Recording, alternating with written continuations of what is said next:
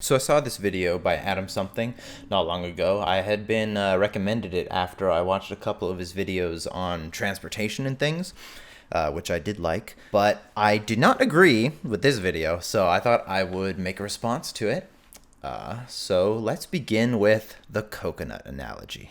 Turns out, while you were unconscious, he went around and collected every single coconut on the island for himself. Can you give me some coconuts, please? Sure, I can give you some coconuts. If you suck my dick. Do you suck the coconut man's dick? If you suck the Amazon chode, I'm not gonna do it. So yeah, the coconut analogy, he describes a situation where you're stranded on an island with a dude who has already collected all of the coconuts on the island and is only gonna give them to you if you give him some of that good sloppy. We will get back to this, but I'm going to move on to the rest of his points before we address this. My political views, and consequently my urban planning and transit views, are all informed by one overarching value. I want as many people as possible to live the best lives they can with the largest possible degree of freedom. So this is interesting because overall I absolutely agree with this stated goal, and I've seen some of his other transit videos and I think that they have a lot of good points. I haven't seen much of his political content, so I'm just going to be going off of what he states in this video, but it's interesting because I think we have the same goal, but completely different ideas as to how that can be achieved. In practice, this means that every adult person should be free to do whatever they want as long as they don't harm others physically, mentally, or financially. And just to clarify, I am pro-choice. I don't think the fetus is a full-fledged person, so the mother's interests should take priority. So I think not harming others is a really good baseline, but as he mentioned, he's pro-choice. So it seems to me like he's listing these as general guidelines rather than universal values. Like, for example, by being pro-choice, he's already stating that it is okay to harm others physically if the other person is a fetus. And then when it comes to things like harming people mentally or financially, that doesn't really make any sense as enforceable because I'm assuming that he doesn't want people arrested for like insulting another person or opening up a competing business, even though those could cause mental or financial harm. So as a freedom-loving person, it should be self-explanatory that I support ideologies such as free market capitalism or even anarcho-capitalism, right? See, based on his initial stated goal, I would say yes, it would make sense for him to support one of these. But his video makes the claim that both of these would actually result in more coercion than what currently exists. So let's jump to a section on free market capitalism. And my question to you is your workplace democratic? And by that I mean, do you as an employee have a say in how your workplace is run? Well, not really, right? Maybe in like a very small business, but even then you don't have any say in the meaningful decisions. And for me this is like a little chiefdom, if you will. It's a small community, you get the chief running things, and everyone can just go and petition the chief personally if they want to. But see, the outcome of the request is still determined completely by the chieftain. Even if all 5 of you go to them and say, so here's a petition, all 5 of us have voted to rearrange the table layout, the chieftain can still go, yeah, I disagree with that, so too bad. So keep in mind, I'm cutting out little bits and pieces. He gives an example there of waiters petitioning the owner to change a table layout that would be more convenient for them. But he compares a free market to a chiefdom. Now, a chiefdom is a form of government people are born into. And that, I think, is a big difference between a business and a chiefdom. An employee chooses to work at a business in the first place, and I think this matters a lot. We also have to address the fact that a business owner is exactly that, the owner of the business. The business is his property, and he had to take significant risks in order to create it from the ground up. So yes, he has the right to fully control how his business operates. I mean, this is a big part of property rights. Property rights means full control over what is your property. However, he cannot make people work for him in the first place. All he can do is make job offers that people must voluntarily accept before he will have any control at all. Another aspect of this that we need to address is that this is actually a marketplace that goes both ways, because employees want a good place to work and employers want good employees. In both cases, reputation and experience play really important roles. Like if a business gains a reputation as a bad workplace, it's going to be harder for them to find or keep highly skilled and competent employees. And if you can demonstrate that you're a high-skilled, competent employee, your employer has a greater incentive to hire you and keep you happy as to not risk losing you and ending up with a lower quality replacement. Now, depending on how many years they've spent in government schools, most people are relatively low-skilled when they first start their careers, and as a result have less leverage when choosing an employer. But if they can prove themselves to be competent and valuable, their value becomes a vital negotiating tool. And if the employer has any interest in having valuable employees, he has a very strong incentive to keep them happy.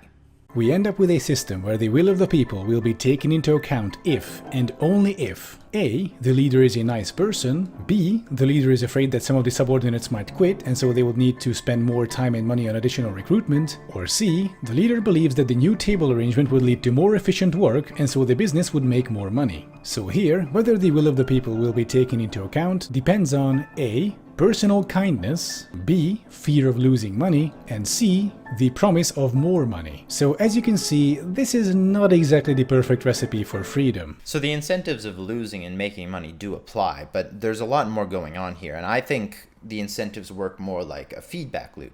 If you have a good work environment, you can gain a better reputation, which will allow you to get and keep more high-quality employees. High-quality employees mean increased business productivity, which increases your profits, and those profits can be reinvested into the work environment to create the loop. Now, what's cool about this is that the loop actually works in reverse. So if you have a bad work environment, you'll get a worse reputation, and then you'll lose good employees, and you'll have worse productivity, worse profits, and then your work environment will crumble, and overall, with enough loops, the business dies, which is exactly what should happen. And if that does happen, it's going to be the business owner who's going to have to pay for their own bad decision making. So the incentives are in place. But yes, if you look at things entirely from the perspective of a low-skilled worker with no experience looking for maybe their first job, you might frame their lack of options as a lack of freedom. But if that is the case, what is the alternative that would give the person more freedom? And if your answer to that question is a solution that takes away freedom from somebody else, then we've got a problem. Now, the stuff I just described mostly applies to smaller businesses with a more personal employee-to-employer relationship, kind of like the example Adam gave in the video of the waiters. And he talks a little bit about larger corporations here, but I'm going to skip to his section on solutions and tackle the corporation stuff all at once. Proponents of free market capitalism usually bring up the fact that the workers can just switch workplaces or, just move to another city. This is the freedom that workers have. But is it though?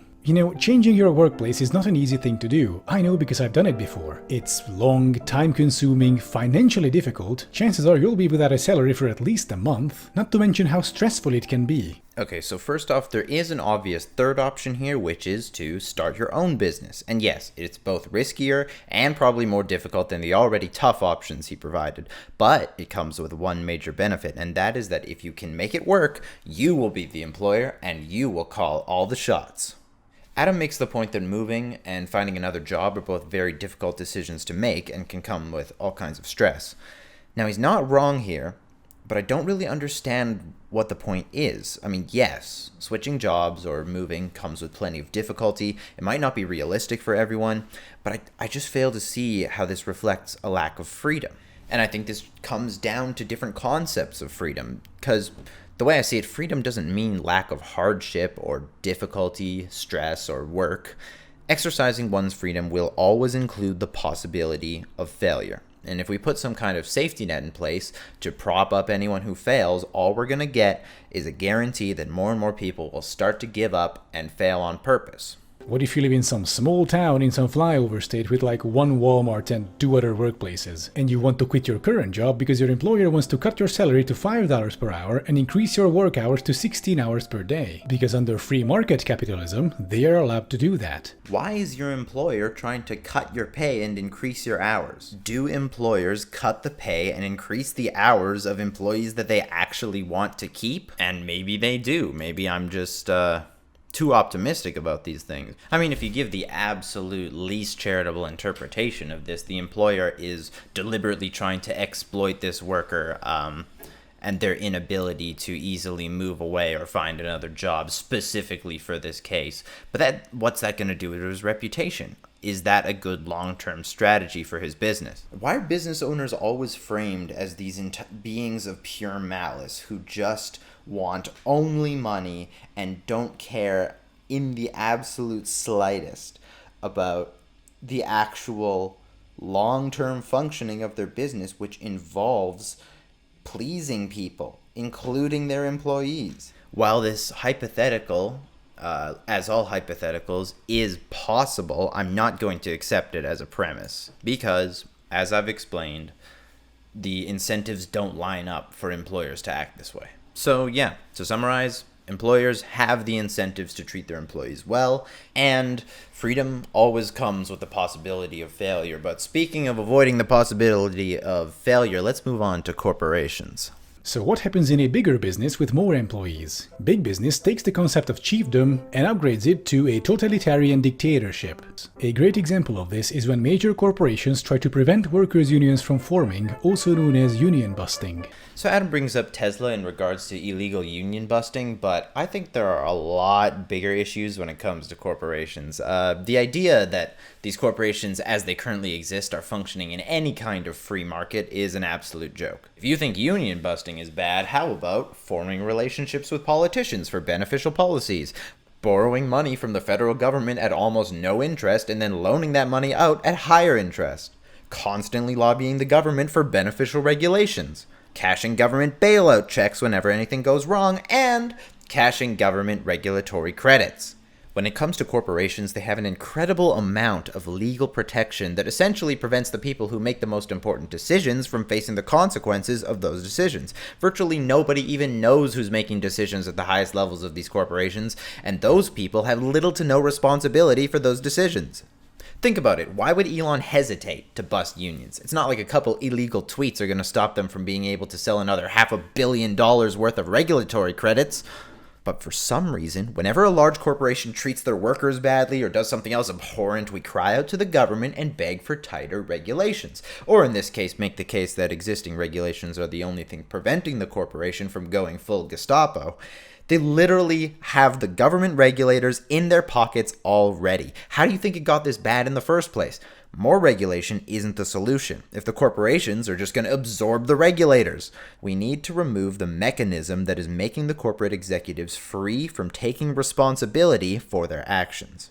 So I believe by now all of us can start seeing the problem, the fatal flaw at the core of free market capitalism, and consequently anarcho-capitalism. Both ideologies seek to increase the power and influence of institutions that are autocratic in nature. Traditional corporations are set up like dictatorships. The owner has absolute control, and the subordinates can only hold the owner accountable through a government, which in the first world is a parallel, democratic, more powerful power structure, and so it can hold the corporate autocratic power structures accountable. In our case, the state is not acting as a democratic counterbalance like Adam describes. It acts as responsibility obfuscation and enables the exact behavior we were promised it would be used to regulate. Like, Adam has made several videos criticizing the usefulness, efficiency, and just general stupidity of several of Elon Musk's projects. And as he's pointed out, these projects aren't economical, they don't properly serve people, and they don't make any sense from a market perspective.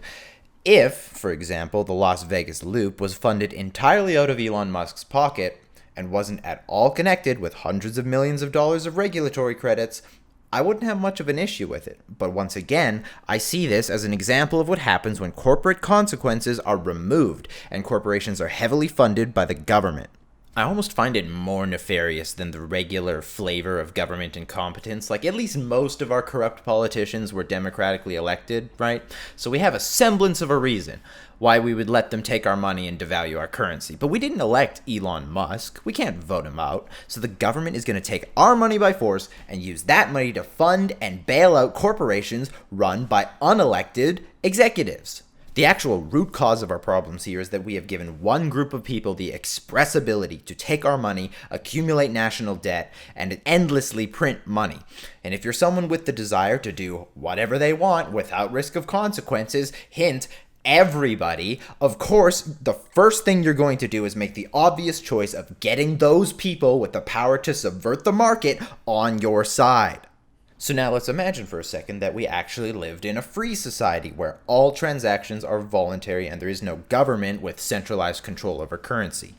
Nobody has a full grasp of all the details of how this free society would run, but at the very least, businesses and corporations wouldn't have the option to lobby a group that can steal from everyone. I'd also like to point out that democracy isn't magic. It's literally impossible for someone who was democratically elected to actually make decisions that reflect the will of the people who elected them, not only because everybody wants different things, but what they want is constantly changing, and you can't account for all of that.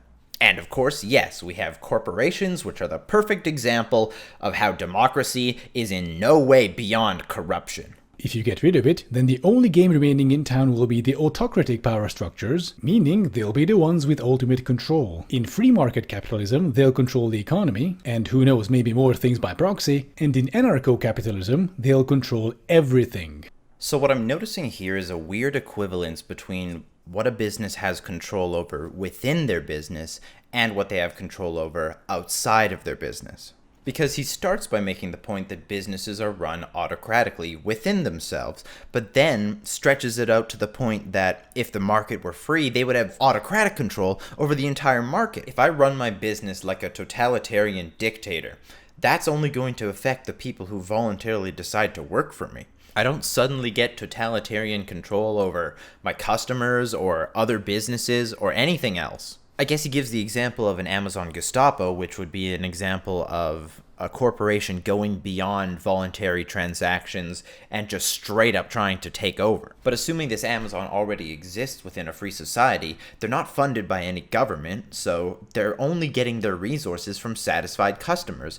So going full Gestapo cuts off your supply of resources. And then Amazon immediately becomes public enemy number one of everybody in the free society, all of whom are allowed to own as many guns as they want. And if I start out as a voluntary Amazon employee and then are suddenly drafted to fight a war against the rest of my entire society, how well do you think that's going to go? What's the morale going to be? Are you going to, you're going to threaten the lives and families of all of your current employees and then hope that the beatings will continue until morale improves?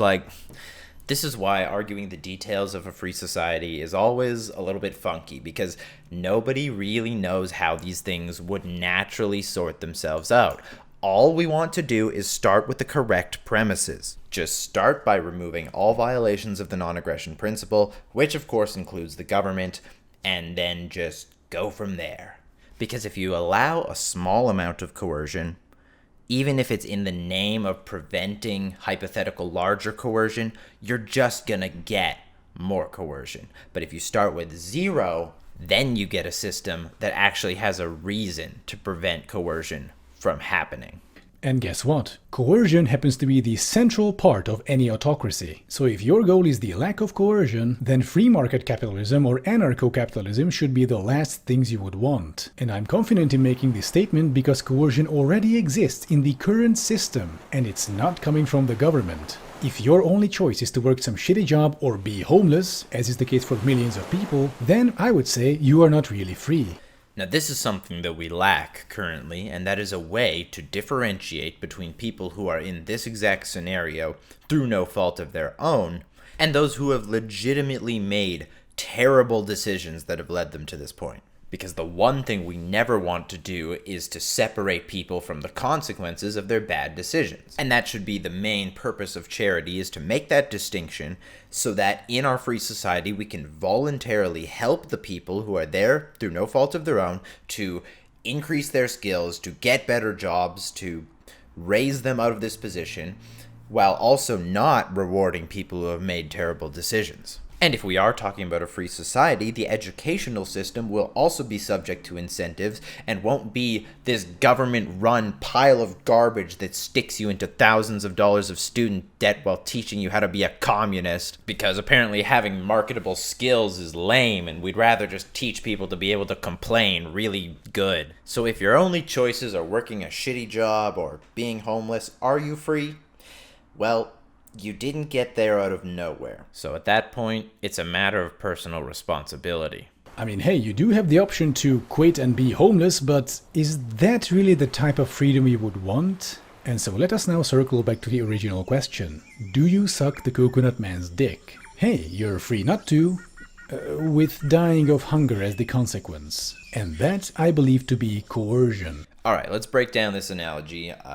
It's not entirely obvious what it's trying to represent, but since it's supposed to represent why a free market or a free society isn't a good idea, I'm going to try to translate it to that kind of scenario. Okay, so the coconuts represent the goods and services required to survive. And since he said that we have the option to quit and be homeless, that means that the man with the coconuts represents our current boss. The plane crash doesn't make a lot of sense in that case, though, because the subject would have to have entered the job voluntarily. Let's just say that the boss promised one thing initially, but now the deal has changed, so they are now stranded at the job. So the question is, do we take the chode munch literally? Or is this just a metaphor for something that the subject is capable of doing, but absolutely doesn't want to do under any circumstances? Trying to apply this to real life is a bit of a pain, and that's because there are so many aspects of this that just aren't very realistic. Like, you're assuming the subject has no family members or community to support them, no charities that they could get support from, no alternative job prospects, like all of these things. If you break it down this way, it's a pretty large stretch, but I guess it's not impossible that someone finds themselves in a scenario like this. But this in still no way repudiates the idea of a free market. I mean, where is the market? There would have to be at least one other business. Where's the community? Where's the rest of society? Why is the only person with resources, in this case, a massive degenerate? You've just made up a scenario where you basically lock the subject up with a sexual predator and give the predator leverage over the subject's entire life, and then you point at it and say, oh wow, that's a bad scenario. I mean, a year ago, if you brought up half of the tyrannical COVID policies that have been put into place by our democratically elected officials, most people would probably think those hypotheticals would never happen. If you want a system with the maximum possible amount of freedom and the minimum possible amount of coercion, then, if I were you, I would not base it on the current form of capitalism, a system that is autocratic in nature. The current form of capitalism, the one including the giant government that breaks literally all of the rules of capitalism. And no, capitalism isn't autocratic in nature. Your control over your property is yours to control however you like, and that includes control over your own business. But beyond your business, everything is still voluntary. But I do think there is a solution actually, namely workplace democracy. Give workers more control over their own workplace. Curtail the absolute power of business owners. Let workers democratically decide how profits will be allocated. Now, I actually don't have any problem with the solution as long as it is implemented in a way that doesn't involve coercion. Which I guess means at the end of the day, the business owner would have to choose workplace democracy for his own business. So that might not work for you. I guess we'll see. So I would personally just give a tax break to any worker co-op firms and see if they work out. See, the moment you said tax break, we're already involving the government, which means that the incentives are going to be all screwed up. I don't actually know a lot about co-ops or anything, but if you're forcing anybody to do anything, I have an issue with it. And if you're involving the government, I also have an issue with it.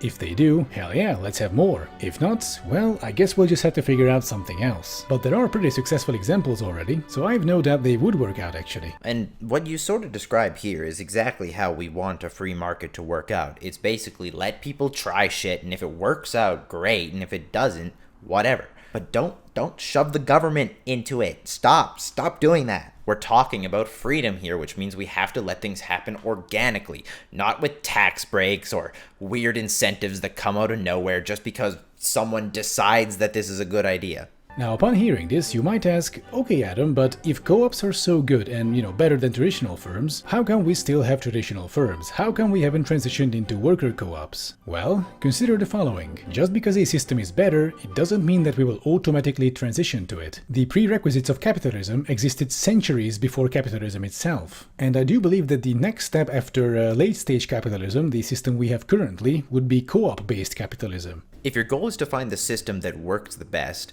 this is how you do it. You just start by minimizing the amount of moral transgression going on, and then you see what happens. You see what people come up with. Once you've taken out that absolute corrupting filth of constant stealing and abuse, it'll be like getting rid of slavery for the first time.